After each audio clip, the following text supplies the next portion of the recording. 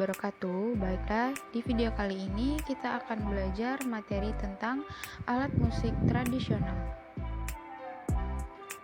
Tujuan pembelajaran pada materi kali ini adalah peserta didik mampu mengidentifikasi teknik permainan alat musik tradisional serta dapat memainkannya secara perorangan. Pengertian alat musik tradisional. Alat musik tradisional adalah alat musik yang berkembang secara turun-temurun pada suatu daerah tertentu yang digunakan untuk mengiringi lagu-lagu daerah asal berkembangnya alat musik tersebut. Ciri-ciri musik tradisional: yang pertama, dipelajari secara lisan, tidak memiliki notasi yang tertulis, tidak diketahui penciptanya, syairnya menggunakan bahasa daerah, logat dan cengkok sesuai dengan ciri khas daerahnya. Musik yang digunakan rakyat bersifat sederhana, sedangkan musik kalangan istana lebih formal dan klasik. Pemain musiknya ahli dan mahir secara alamiah. Fungsi musik tradisional. Yang pertama, sebagai sarana upacara adat. Contohnya, angklung yang dipakai dalam upacara serentahun atau panen padi di Sunda digunakan sebagai media untuk mengucapkan syukur dan memohon keberkahan. Yang kedua, sebagai pengiring pertunjukan tari, drama, atau pertunjukan lainnya. Yang ketiga, sebagai media komunikasi.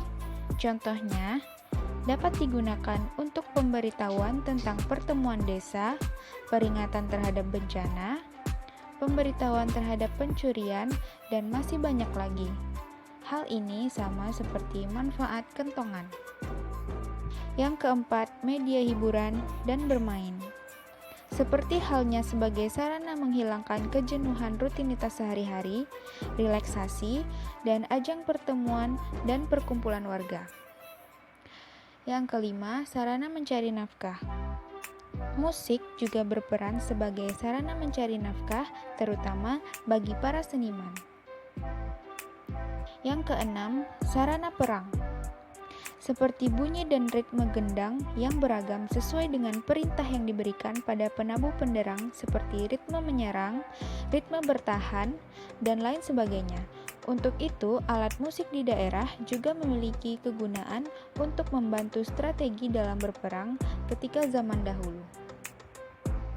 Pengelompokan alat musik tradisional berdasarkan fungsinya. Yang pertama, alat musik ritmis, yaitu alat musik yang fungsinya sebagai dasar ketukan atau ritme atau sebagai pengiring dan pengatur tempo. Contohnya kendang, tifa, rebana, dan gong. Yang kedua, alat musik melodis, yaitu alat musik yang berfungsi sebagai pembawa melodi atau nada. Contohnya angklung, bonang, suling, dan saron. Yang ketiga, alat musik harmonis, yaitu alat musik yang berfungsi memperindah suatu lagu atau menjadi pengiring dari melodi dan musik. Contohnya sasando, sampe, kecapi, dan rebab. Pengelompokan alat musik tradisional berdasarkan cara memainkannya. Yang pertama, dipukul, contohnya kendang, tifa, gong, saron, dan calung. Yang kedua, dipetik, contohnya sasando, kecapi, siter, dan sampe.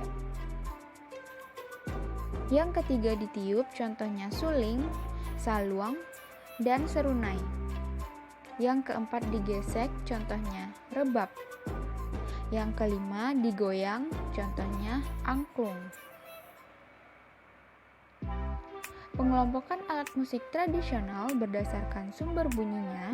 Yang pertama, ada idiofon, yaitu sumber bunyi berasal dari alat musik itu sendiri, contohnya gong dan kolintang.